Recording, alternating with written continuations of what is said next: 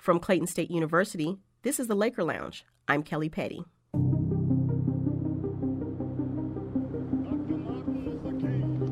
Much of the story of racial and social progress for African Americans is rooted in the unlikely partnerships many civil rights leaders made to advance justice and reform for their communities. Dr. Aisha Johnson-Jones, a lecturer of archival studies at Clayton State University, explored one of those relationships that brought a Jewish philanthropist to the forefront of radical change in African American literacy. Her recently published book, The African American Struggle for Library Equality, The Untold Story of the Julius Rosenwald Fund Library Program, unveils the story of Julius Rosenwald, a leading American businessman in the early 20th century who became part owner of Sears, Roebuck & Company. He established the Rosenwald Fund in 1917 to invest his wealth into building over 5,000 public schools for African American children in 15 southern states. Johnson-Jones says the fund led to the development of Southern intellect for African Americans in the South. Well, one of his officials said, well, the schools are kind of, not complete without the proper literature. And that spent into a whole different level of information literacy for African Americans. And he ends up developing, along with his officials, public libraries, school libraries, HBCUs that didn't have libraries at all, but they were teaching children's literature.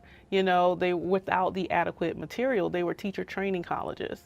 Rosenwald's efforts not only spawned the training of African American librarians, but also the development of other literacy initiatives that we see today. Johnson-Jones considers Rosenwald's work to be one of the earliest forms of social justice philanthropy, giving that goes beyond charity and looks to affect social change for marginalized people. From there, we start to see the training and formal education of African Americans as librarians. Those 43 college libraries that, benefited from this program, a number of them still exist today because of that. But at the same time, a number of them have Rosenwald libraries or funding on their campus and they don't know it. So one of the things I really wanted to highlight was the 10,000 libraries, including book sets, that he contributed towards in the early 20th century. And, just make the question of what if this had not happened? There's a lot of formalizations of what we know as the tax-supported local library that comes from this. Bookmobiles, mobile services, all of this is realized in this program. I think one of the most special things about it is there's so many scholars that we look up to that also benefited from his fellowship and scholarship division. There's a Race Relations Institute that is developed at Fisk University that so many other, African American figures walk through and benefited from those programs. So it really highlights what I call social justice philanthropy for the African American community. So I want to kind of just say, hey, you guys, we missed this piece of the puzzle. So give him his flowers, but also recognize the benefits that we received, not only as a culture, because the basis of the entire program was for the well-being of mankind. And, when you increase education, you increase opportunities. But I really wanted to let people know that though this was about the African American struggle for just access, when you help one culture, you really help all of us. What drew Rosenwald to the cause of improving African American education in the South was his relationship with civil rights leader Booker T. Washington. Washington, who at the time led Tuskegee Institute, was well regarded among politicians, philanthropists, and entrepreneurs for his desire to improve the conditions of African Americans in the South. Washington appealed to Rosenwald to use his money to address the inadequate education African American children were receiving. He really admired Booker T. Washington and what he stood for. And Booker T. Washington was the person to say, you gave us a little grant money, we still have some left. I want to try something. And his love and admiration, as they call it, a bromance that he had with Booker T. Washington was really the catalyst for this program. And I was very surprised at the level of love and admiration that he had for him, and it really sparked something. So it really starts with Tuskegee and Booker T. Washington. we may have not had this level of development. It would have been further delayed because there was already the misconception that any black institution that were to develop had to significantly lag behind that of white institutions, especially in the South. You know, we're already decades behind the development of the North because of the industrial period, right?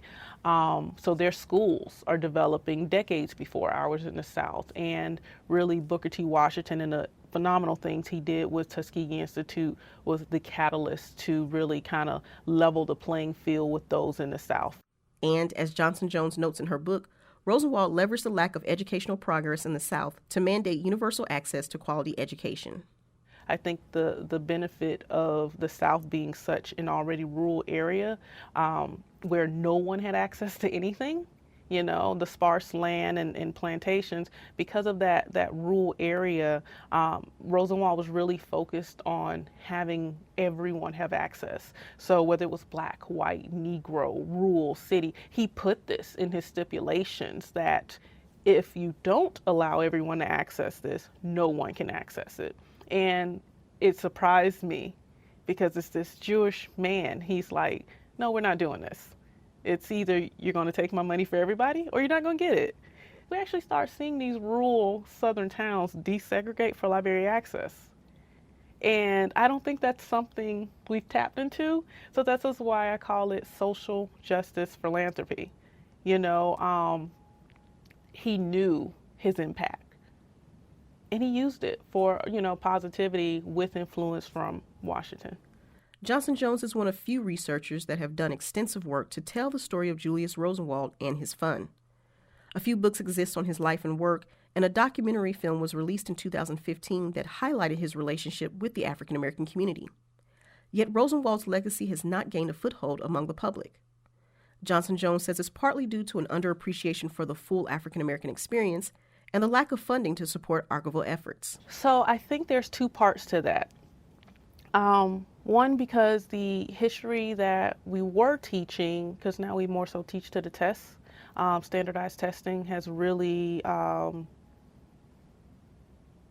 diminished authentic learning. But I also think that the history of any culture that we're teaching is a nutshell. It's key figures, it's the known knowns. We're teaching the same things over and over, and we're not looking for new stories in the education system because we just want to, it's a lot. There's a lot of history in any culture, right?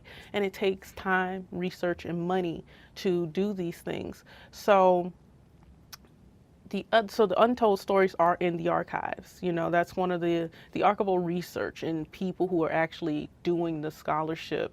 They need funding to do such things, but also it's time consuming. So they need support to step away from, say, teaching duties, especially in academia, in the collegiate environment. They need support to be able to step away from those things, you know. This research started during my PhD program.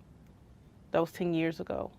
You know, I got a book deal 3 years ago and the book came out last year. It takes time.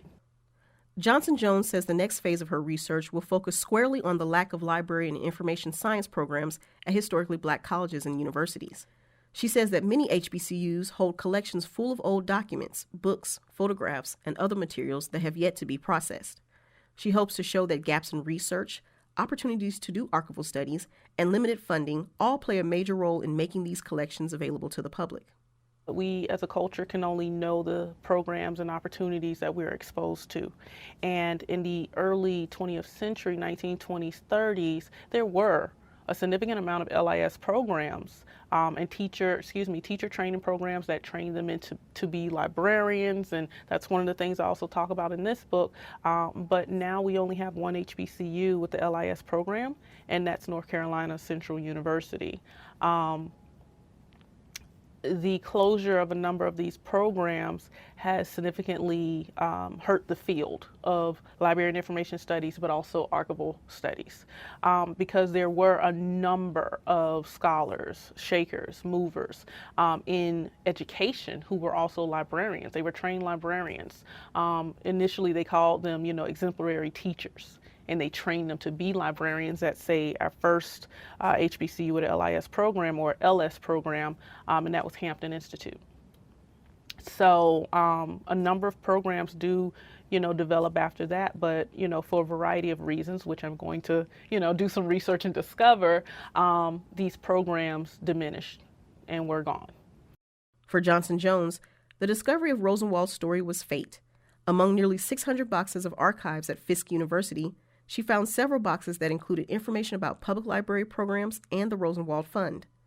The access she had to the collection gave her the ability to shed light on what she calls hidden history, and she hopes to make it possible for others to uncover similar stories of African American progress. They always say there's this whole thing of, I may not change the world, but I can spark the mind, and this is me scratching the surface.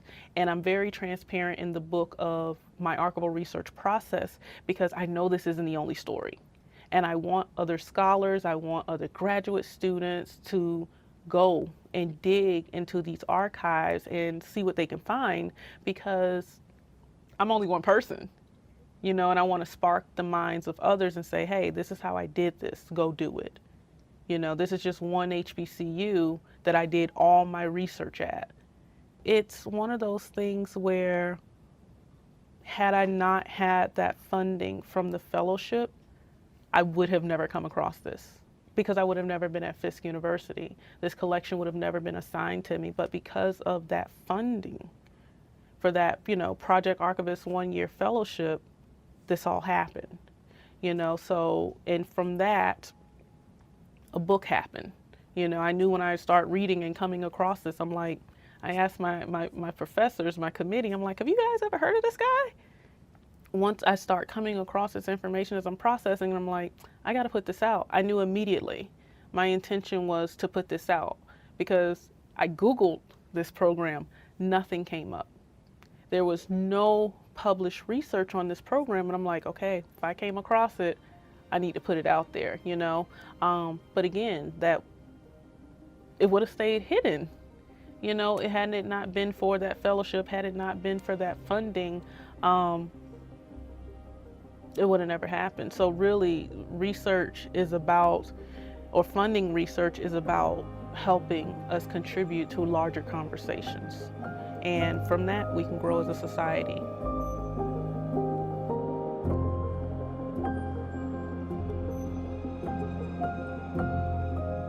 This podcast was produced by the Office of Marketing and Communications at Clayton State University. Special thanks to Dr. Aisha Johnson-Jones, lecturer in the Master of Archival Studies program. Her book, The African American Struggle for Library Equality, The Untold Story of the Julius Rosenwald Fund Library Program, is available on Amazon or through the publisher, Rowman & Littlefield. If you enjoyed what you heard today, spread the word. Help us reach more listeners by downloading episodes of the Laker Lounge from Podbean, following Clayton State on Facebook, or visiting clayton.edu. This episode of Laker Lounge was produced by Brandon McCallan and Kelly Petty. Until next time, I'm Kelly Petty.